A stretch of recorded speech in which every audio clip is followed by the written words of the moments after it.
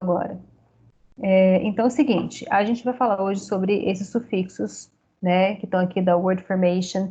Quem está com a apostila acompanhando, estão lá na página 20.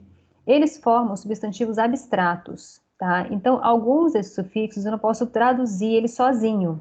Como, por exemplo, eu tenho o sufixo, um dos sufixos, né, que eu posso ter um similar em português, que é o li, né? Li, que é o mente, como eu falei, infelizmente, por exemplo, ou eu tenho o sufixo less, né, que é o sem. Então, se eu tenho, por exemplo, homeless, que é o sem teto, eu consigo tirar esse sufixo e compreender o sentido dele. Mas alguns dos que a gente vai falar hoje não tem uma tradução. Então, vocês vão ter que entender o sentido que ele dá, ou entender que ele vai formar a palavra, mas não necessariamente que ele tem uma tradução única, né? Então, os que a gente vai ver hoje são esses aqui, ó. Hood, o sheep, o nest, o dom, o ism, para formar substantivos abstratos. Então, olha só. A gente tem algumas citações de pessoas famosas, né? A primeira delas é o Malcolm X, que foi aquele cara que lutou pelos direitos, lutou contra a segregação racial nos Estados Unidos na década de 60. Só que, ao contrário do Martin Luther King, ele lutou, ele pregava uma luta armada, uma luta assim, de vamos partir para briga mesmo, né? Enquanto Martin Luther King pensava numa luta. Ai, gente, peraí que travou tudo aqui. Bom, pensava numa luta mais. Vocês estão vendo a imagem, gente?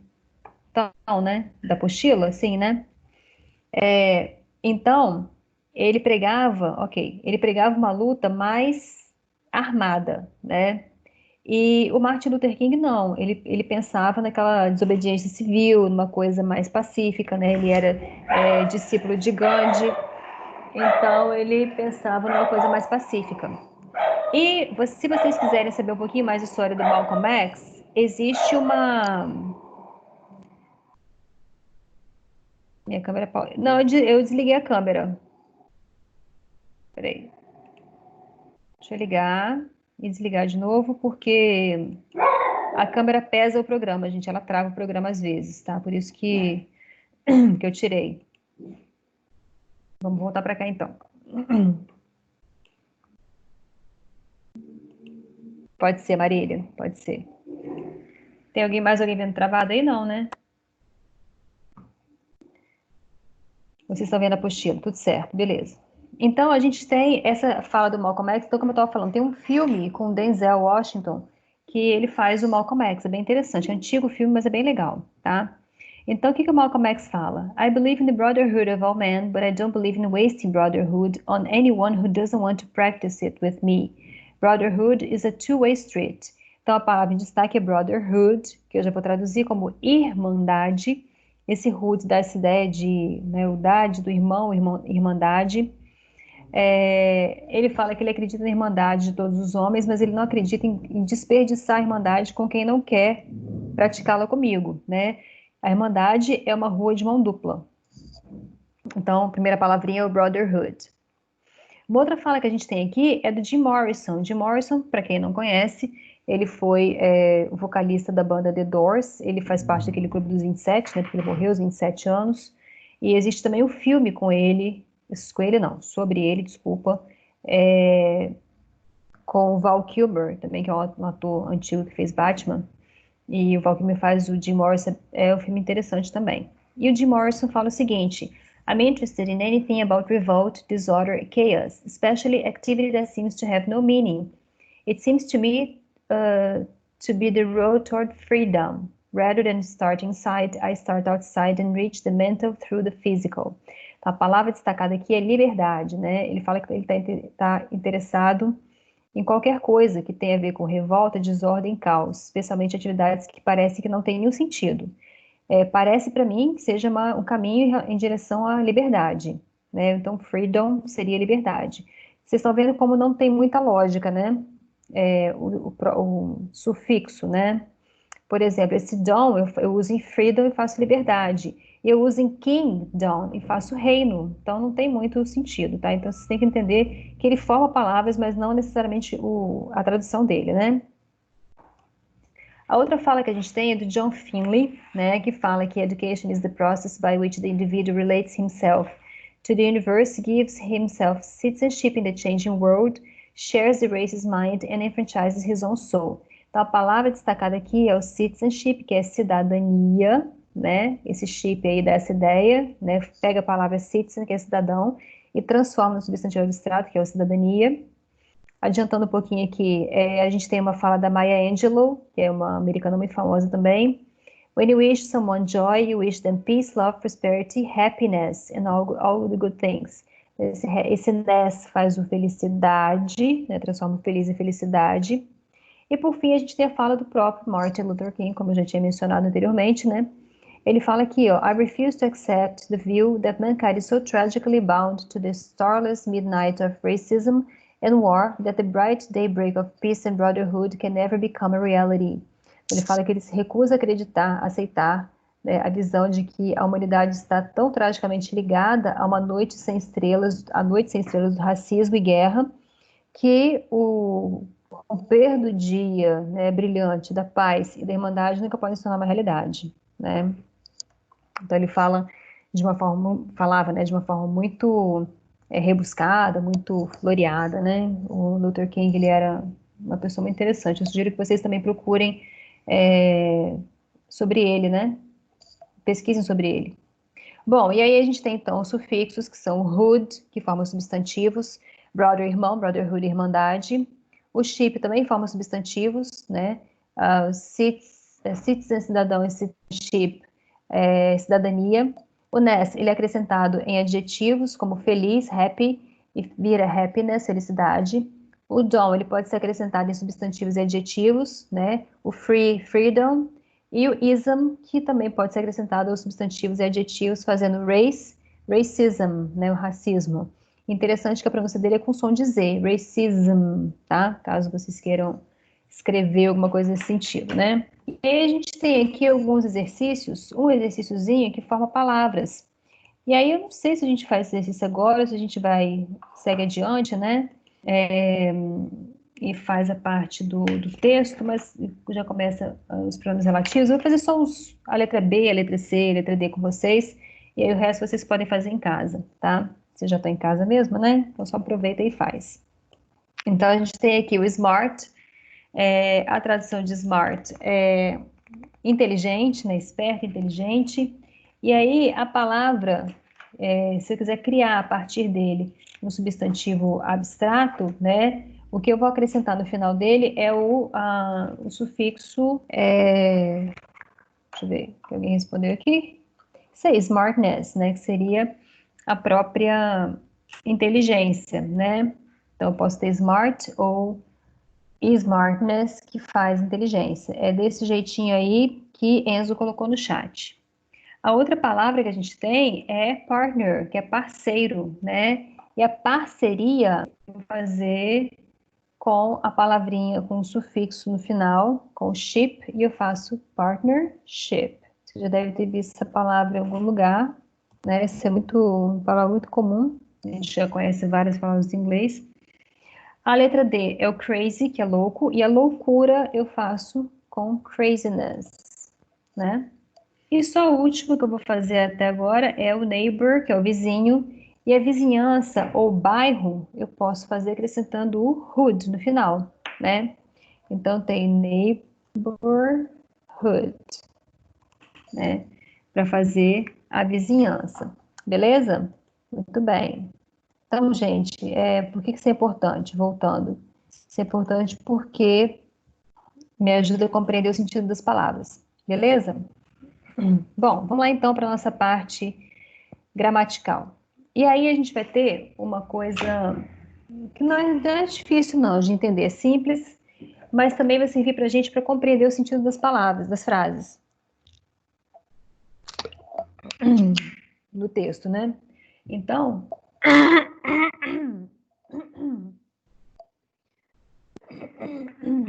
ai gente, desculpa.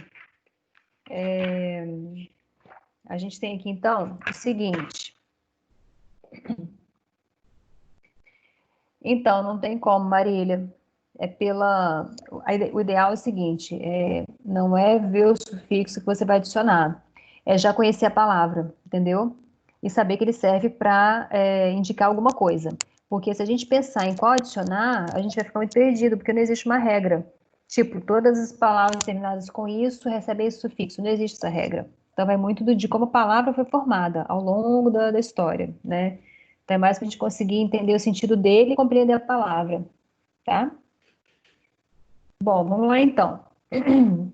A gente tem na página 22, essa pagininha aqui que vocês estão vendo na apostila, que é a parte de pronomes relativos, tá? E não é difícil, não. Esses pronomes relativos, eles vão ter a função de sujeito ou objeto, né, do verbo principal. O que é interessante sobre eles? O que a gente tem que saber sobre eles, na verdade? Se você vai falar inglês, se você está estudando inglês para falar, né, melhor dizendo, para fazer o pacote completo, eu quero falar, quero ouvir, quero fazer tudo. Aí você tem que saber exatamente como usar, quando usar, entender que tipo de oração ele vai introduzir. Então você precisa saber disso. No nosso caso, que a gente volta a nossa o nosso estudo, né, para compreensão de textos, que é o que a gente faz mais, que é como entender o texto, quais são os recursos que eu posso utilizar para compreender um texto, essa parte pronome relativa, ela vai funcionar justamente para a gente compreender o texto. Então, vocês vão ver que tem até um trecho na apostila aqui de vocês, que fala de define, non defining clauses, que eu nem vou passar para vocês, eu vou passar o básico do básico dessa parte de pronomes relativos para vocês entenderem o que funciona, tá? Mas os detalhes eu não vou passar porque a gente não tem propósito para isso agora, tá? Então, lembrando que o nosso objetivo é a compreensão de texto, né, de forma mais ampla, e não necessariamente o estudo da gramática, tá? Quando vocês chegarem no terceiro ano, vocês vão ver, por exemplo, que dependendo de onde vocês vão escolher fazer faculdade, algumas universidades que ainda não aceitam Enem, né, são vestibulares próprios, pode até ser que caia alguma coisa voltado para a gramática. Por exemplo, eu quero fazer ITA, IME, eu quero fazer USP, eu quero fazer Unicamp, UNB, então são, ou alguma do Sul, né? São faculdades que têm vestibular próprio, mas na grande maioria das federais, por exemplo, você não vai ter essa necessidade de conhecer profundamente a gramática, tá? Assim, quem vai fazer o VV também tem gramática, FDV também é uma prova bem pesada. Então, assim, já comece a pensar no que vocês querem fazer, porque o estudo pode ter que ser ampliado nesse sentido, tá? Bom, então vamos lá para os pronomes relativos e as relative clauses. Então, aqui a gente tem as orações, né? Então, olha só, esses pronomes relativos, eles funcionam, presta bastante atenção numa coisa, eles são, ao mesmo tempo, pronomes relativos. Isso, Marília está comentando, foi ontem não, domingo a prova do VV, né? Eles têm muita gramática do VV e acho que deve ter uma ou duas de interpretação. Eu já peguei a prova do ano passado e eu vi. Então, o VV, aqui no estado, o VV e FDV tem vestibular diferente. E Mescan não tem inglês no vestibular, mas o VV e FDV tem. A prova rolou online, né, pelo que o pessoal estava comentando. E fora do estado, a gente tem então essas de São Paulo, Unicamp e USP, FUVEST, né, no caso, é online, verdade. Gente, ainda bem que vocês estão fazendo isso, tudo menos medicina. Medicina eles fazem um vestibular próprio, no meio do ano, talvez, não sei, no final do ano, não sei. Bom, então vamos lá. E aí o seguinte, esses pronomes, eles podem funcionar como pronome interrogativo ou eles podem funcionar como pronome relativo, né? Como interrogativo, ele faz a pergunta, aparece no início da frase. Então, who are you? Né? Which shirt do you prefer? The blue one or the black one? Whose shoes are these? Então, eu tenho essa utilização na pergunta também. Só que aqui, eles vão funcionar depois eu quero ver a prova. O pessoal do terceiro ano falou para mim que a prova vai estar disponível a partir de quinta-feira. Na quinta-feira eu vou olhar para ver se a gente comenta alguma coisa da prova também. Bom, e aí a gente tem o seguinte, esses pronomes então, eles vão aqui funcionar como pronomes que vão ligar orações, né? Então a gente tem dois períodos, né? Geralmente um período subordinado ao outro, e eles vão introduzir o que a gente chama em inglês de relative clause, que seria uma sentença relativa, porque vem a partir de pronome relativo, né? Então, a gente tem aqui o who, que vai introduzir uma ideia, que vai introduzir uma oração, uma relative clause, dando a ideia de pessoa, né? O antecedente é pessoa, a tradução é quem ou que, né? A função dele é de sujeito. O whom, ele é usado como um substituto para um objeto, só que ele é pouco usado no inglês falado, tá, gente? Ele é muito formal, mas ele tem a função de objeto na frase, quem ou que também. O it, ele pode ser usado para coisas e animais. Ah, detalhe, who e whom só para pessoas. O it para coisas e animais. Espera aí, gente, só um minutinho.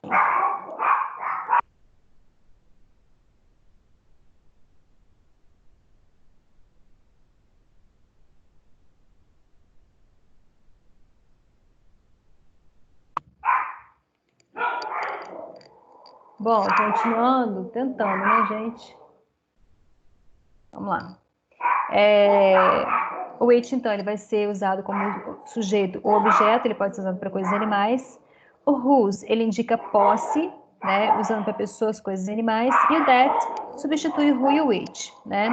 Parece complicado, mas é simples. É só pensar que tem um que é só para pessoa, um que é só para coisas e animais, um que substitui os dois. E o outro, que seria no caso o whose, eu tenho aquele que vai indicar posse, né?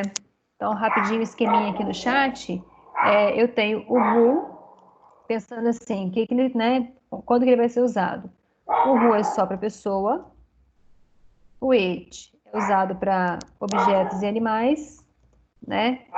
E o that, que substitui o who ou which. Então, tanto faz usar para objetos e animais. E a gente tem também o whose, que indica posse. Aquela é a mulher cujo marido foi preso. Aquela é a professora cujo filho estuda comigo, né? Então seria esse whose esse cujo que a gente usa em inglês, né? Existem outros também que não são considerados pronomes relativos tradicionais, mas que podem ser usados para introduzir essas frases também. No caso, peraí, gente, só um minutinho.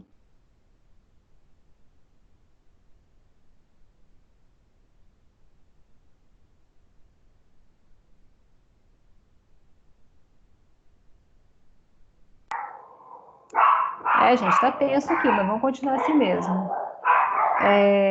Então, a gente tem essa. O whom é mais formal. Tanto é que ele só pode ser usado junto com preposição, geralmente junto com preposição, a quem, para quem, to whom, with whom, né? E sempre que eles podem substituir esse pronome por who, na fala, eles vão substituir, tá? Então, ele é pouco usado no inglês falado.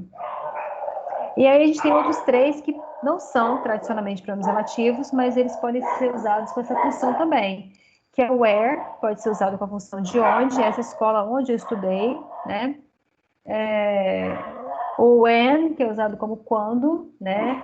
O século, quando isso aconteceu, né? Por alguns momentos. E o what e o why para dar explicações, né? São traduzidos como o que ou porquê.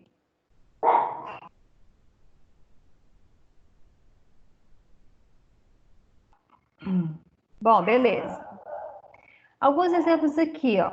The college where I was educated was chosen to represent our country in the meeting. Então, o colégio onde eu fui educado, né? I'd like to know the reason why she decided to stay there. Queria saber a razão pela qual, por que ela decidiu ficar lá. E a terceira é January is the month when many of my schoolmates travel abroad. Então, é o mês quando vários colegas viajam para o exterior, tá? Então, reparem aqui que eu tenho a introdução de uma oração a partir desse pronome relativo, né? Eles são usados com esses sentidos mais específicos, né? No caso da relative clause, são aquelas orações em que a gente tem um período composto, em que você qualifica, caracteriza, dá informações adicionais sobre o sujeito ou objeto da oração, né? Ela é introduzida por pronomes relativos, que são o elemento que liga. E aí, em inglês, a gente divide em define, relative clause, e non define. E é isso que eu não vou passar para vocês, tá? Eu acho que essa parte aqui a gente não precisa se preocupar agora. Então, a gente tem só para você saber a define, ela define ou identifica a pessoa ou coisa que está sendo referida. The man who came in the room is the boss. Né? O homem que estava no cômodo, no quarto, é o chefe. Na sala é o chefe, né? A non-defining é aquela que adiciona uma informação, né? The film which was shot in Mexico has won an Oscar. Então, o filme que foi filmado no México ganhou o Oscar. Então, eu posso ter uma oração que define aquele objeto, aquele sujeito, e uma oração que acrescenta uma informação. É basicamente isso, tá? Vocês viram isso em orações subordinadas? Ai, meu Deus, quais são as subordinadas? Adjetivas, restritivas? Acho que é isso, não lembro agora. Faz tempo que eu estudei isso, gente, não lembro. Então, a gente tem, por exemplo, as que definem, não pode entrar vírgula, elas vão direto, né, sem vírgula, porque elas estão definindo. Já as que não definem, as não definem, eu tenho aquela oração que fica entre vírgulas, porque ela acrescenta uma informação. Então, vocês podem ver que para a gente que está falando inglês, para a gente que está vendo a interpretação de texto, isso não é tão importante. O mais importante é saber a ideia que cada pronome passa. Tá? Então, o que cada pronome relativo tem de função? Esse é o ponto-chave para a gente, ok? Perguntas?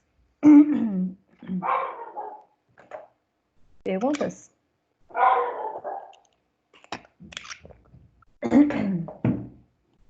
Eles são uns cachorros, né, gente?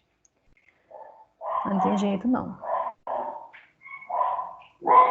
Bom, e aí, sobre esse... Sem perguntas, né? Então tá.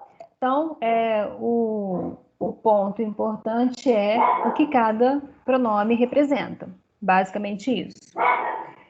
Vocês têm alguns exercícios, deixa eu só abrir aqui, que eu passei para vocês fazerem. Só um minutinho.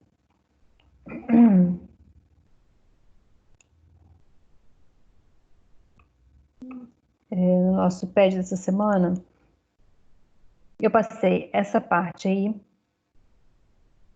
Gente, cadê que sumiu? Segunda série, vocês. Isso.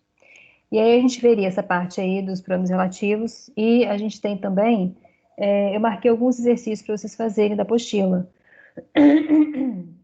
Só um minutinho, gente. Eu pulei uma parte, e eu marquei exercícios a partir da página 28, que são os proposed exercises, né? Para vocês fazerem. Então, a gente vai dar uma olhadinha agora nesses exercícios, para fazer alguns juntos, né? Eu passei aqui do 4 ao 13, nas páginas 28 e 29. Então, é isso que a gente vai olhar agora. Então, olha só, acompanha comigo aí. Eu pulei uma parte, tá? O que eu pulei, por exemplo, phrasal verbs que está na página 25 e falsos cognatos, eu vou deixar para a semana que vem, para a gente poder comentar, tá? Vou focar hoje nessa parte dos pronomes relativos. Eu vou compartilhar com vocês aqui agora essa partezinha, que é o exercício 4, lá da página 28, que foi o que eu marquei, do 4 ao 13, tá? Vamos fazendo o que der, a gente tem, a aula termina 11h50, né? A gente tem 15 minutinhos ainda, então dá para fazer alguns. Então, vamos lá. Quem está com a apostila aí, pode acompanhar comigo. Lá na página 28, exercício 4. Vocês têm um texto aí, da Universidade Estadual, eu acho que é estadual, né? E aí ele tem um trechinho que fala de racism, né? To everyone who has encountered racism. E ele vai ter o seguinte. Primeira coisa, a gente acabou de ver esse sufixo, né? O ism, que faz o substantivo abstrato. Então, ele vai falar de racismo. To everyone who has encountered racism. Hanging from a tree as you spit on me.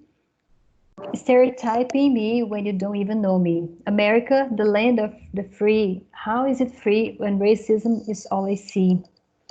I despise being a subject of prejudice. When are minorities ever going to get any justice? Nothing is truly free in this world. Biased minds, hard times, be sure to face them. That's why I hate racism. Considerando o texto, racismo é o quê? Vamos olhar as opções aí e fale para mim o que vocês acham que é, tá? A letra A fala o seguinte. Um tipo de estereótipo que acontece somente na América para imigrantes que moram em outros países, que moram naquele país, desculpa. Letra B, um preconceito, uma nomenclatura de preconceito que é usada para dar nomes, né, à população latina que mora na América. Letra C, referência à falta de justiça observada pelo autor, pelo ponto de vista do autor, em minorias pelo mundo. Letra C, um conceito que é usado para especificar, para um tipo específico de preconceito entre brancos e negros na América.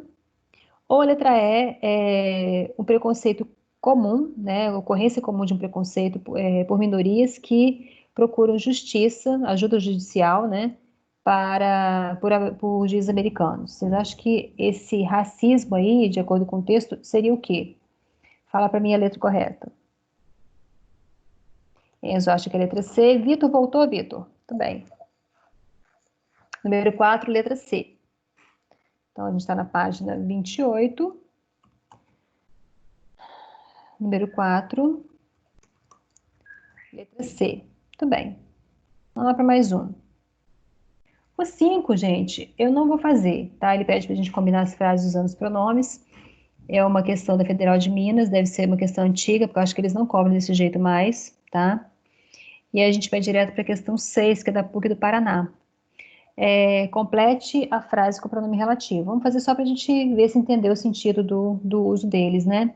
Então a gente tem aqui, ó, The Flower Exhibit, tarará, was held in the Botanical Garden Curitiba last September, showed beautiful orchids from all over the world. O correto seria whose, whom, that, where ou who. Né? Escolho aí a resposta correta. Vitor acha que é a letra A. A. That, não, that é a letra C, né? Vitor acha que é a letra C. That.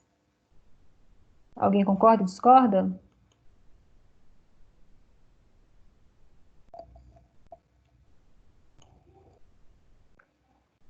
Onde o quê, Enzo? Onde? Você acha que é onde?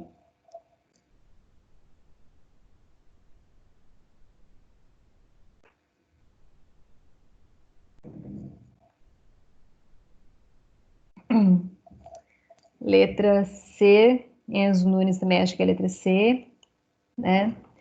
Exatamente, né, gente? O correto seria a letra C, que é o that, né? Que a gente fala de uma exibição de flores. Poderia ser o which, mas não tem which como opção. Então só pode ser o that, tá? Então 6C. Vamos colocar aí. 6C. Vamos lá. Número 7. Olha só, 7 tem uma questão que, na verdade, a gente não tem nem tanto que ler todo o texto. A gente vai olhar aonde está o it na referência 1 e na referência 2, né? Então, ele quer saber a que essa palavra se refere. Então, esse which não é na 2. Não, ele fala aqui, ó. Bahia wants to add value to the cocoa plantations, which are regaining strength in the south of Bahia. Esse which se refere a qual palavra? E a segunda opção, a segunda situação é 12 billion per year in Brazil, which is the third largest consumer of chocolate in the world.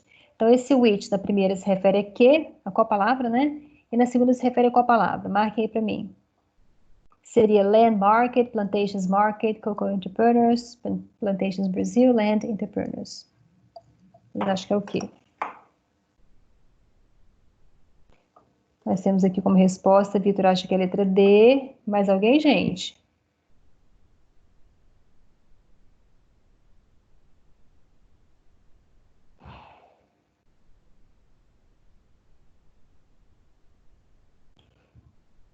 Marília acha que é a letra D. Vitor acha que é a letra D. Número 7, letra D, né? Porque ele fala aqui da which are regaining strength. Então, quem está ganhando força, novamente, são as plantações. E embaixo ele fala Brazil, which is the third largest consumer. Então, letra D, que fala do Brasil.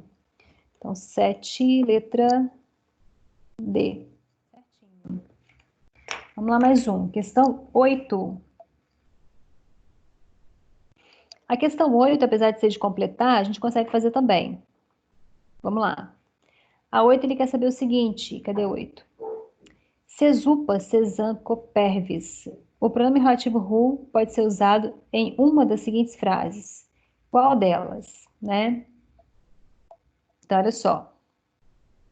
A letra A fala, pulsars are strong radio stars, send radio signals. Letra B, it comes from a planet, does not belong to the solar system. Letra D. Letra C, that's the scientist discoveries are so important. Letra D, anybody else wants the information. E letra E, the signals are made by intelligent beings. Primeira coisa é saber que who eu só posso usar para pessoas. Se eu olhar a letra A, ele fala pulsars are strong radio stars. Então são estrelas. Não pode ser who porque não é pessoa. A letra B fala it comes from a planet. Um planeta não é uma pessoa, então também não posso usar o who. Letra C, that's the scientist. Cientista é uma pessoa, então poderia ser a letra C. Vamos segurar só um pouquinho.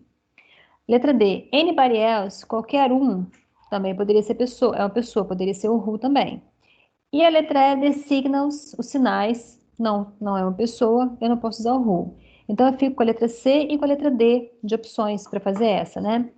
A letra C fala assim, ó, that's the scientist, discoveries are so important. Traduzindo, a gente fala, esse é o cientista, tararã, descobertas são tão importantes. Então, eu posso falar, esse é o cientista, quem descobertas ou que descobertas são importantes? Faz sentido? E a letra D fala, anybody else, qualquer outra pessoa, wants the information. Who wants the information? Que quer informação deve perguntar ao cientista? Eu posso usar esse who com o sentido de que quer informação? Sim ou não? Né? Então, vocês acham que é a letra C ou a letra D? Pelo que eu falei aqui agora.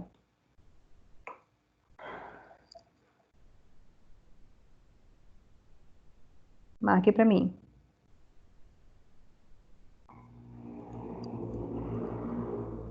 Enzo e Vitor, Isabela, acho que a letra D, isso aí. Só para corrigir, né? A letra C deveria ser whose, cujas descobertas, né? Então, a número 8 é a letra D mesmo. Vamos lá. 8D. Dá para fazer mais uma ainda. Vamos lá fazer mais uma. Acho que vai dar para fazer a última agora, né? A 9 é a mesma coisa que a de cima. Ele quer saber qual frase pode ser só completada com whose, né? Lembrando que a tradução de whose é cujo ou cuja. Então, a gente tem aqui a letra A. This is Patricia, sister you met last week. One should be loyal to, one is married. Letra C. She's married to a doctor of, you have heard. Letra D. AIDS kills thousands of people that hasn't been wiped out. E letra E. I don't like people lose their tempers easily. Antes de eu explicar, vocês acham que a 9 é qual? A única que pode ser completada com whose.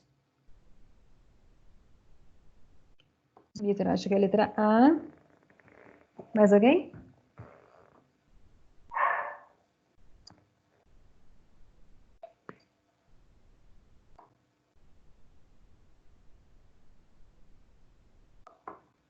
Hein, gente? Vocês acham que é qual? Marque para mim mais uma pessoa pelo menos para responder. Só a Vitor respondeu até agora.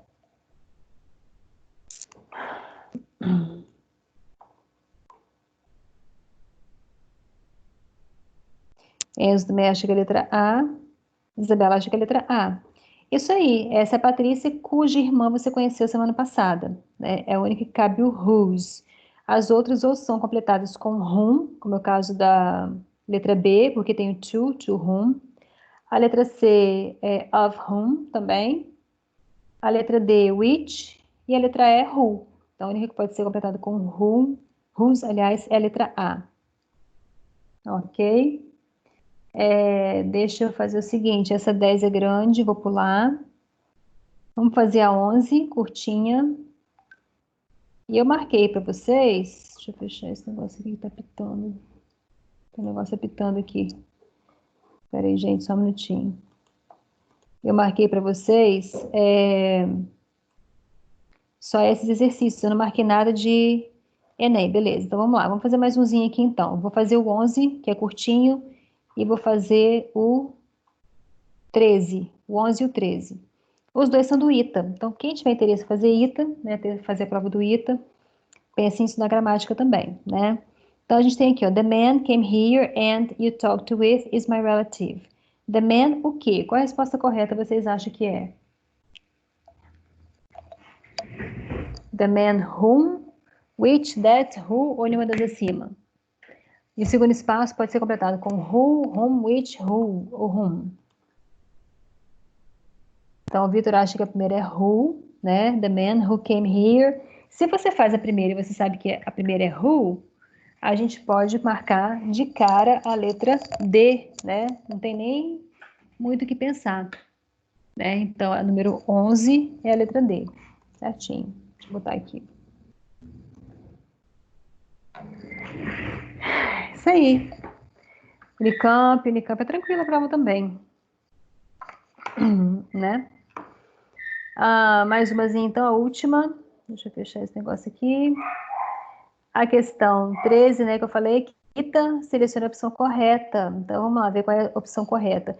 Gente, a questão que nunca vai cair no Enem, a não sei que o Enem mude muito, porque a opção correta é em relação a quê? Né? Eles nem especificam qual é o tema. A gente sabe o que a gente está estudando, mas eles não especificam, né? Então, tem aqui, ó. Some of the boys whom I invited in them didn't come. Some of the boys whose I invited them didn't come. Some of the boys I invited them didn't come. Some of the boys I invited didn't come. Ou none of these. Qual é a resposta correta, na opinião de vocês, para 13, para a gente fechar esse tema hoje?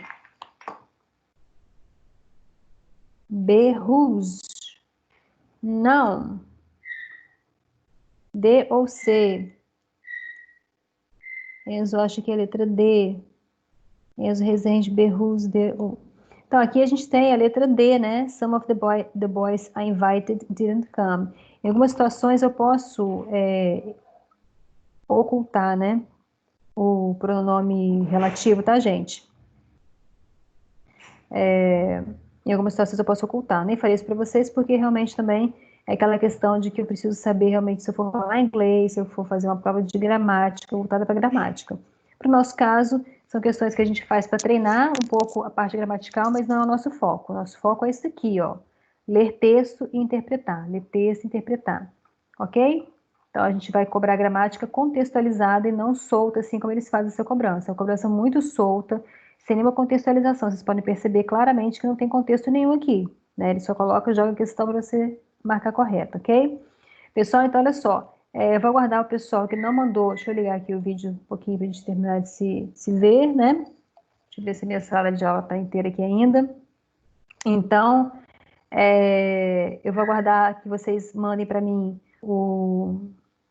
a letra de música, tá? Até hoje, de preferência. Então, quem não mandou ainda, manda, por favor.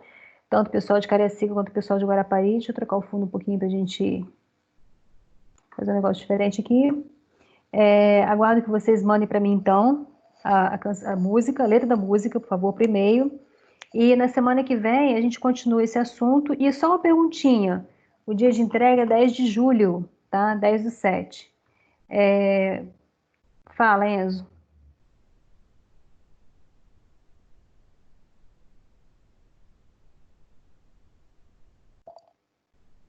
Enzo, fala a sua pergunta.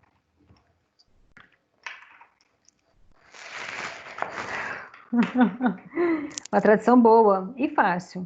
Isso aí. Isso aí. Pode fazer videozinho no TikTok também, como as meninas vão fazer. Pode fazer vídeo normal e com edição e tal, como vocês quiserem fazer, tá? Outra coisa também é, então, a questão da música hoje. E acho que é isso aí, tá bom, pessoal? Uma perguntinha só. Vocês já conseguiram pegar a apostila 3, o volume 3? Só responde sim ou não para mim aí, para eu saber. Não? Tá. Tem ninguém usando ainda não, né?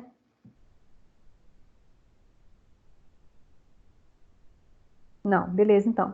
Então tá, pessoal. Ok, Yasmin, beleza. Boa semana para vocês. Eu vou encerrar a aula, então. Boa semana, bom descanso. Boa aula, tem aula ainda, né? Daqui a pouco. E a gente se vê semana que vem, tá bom? Beijo, beijo.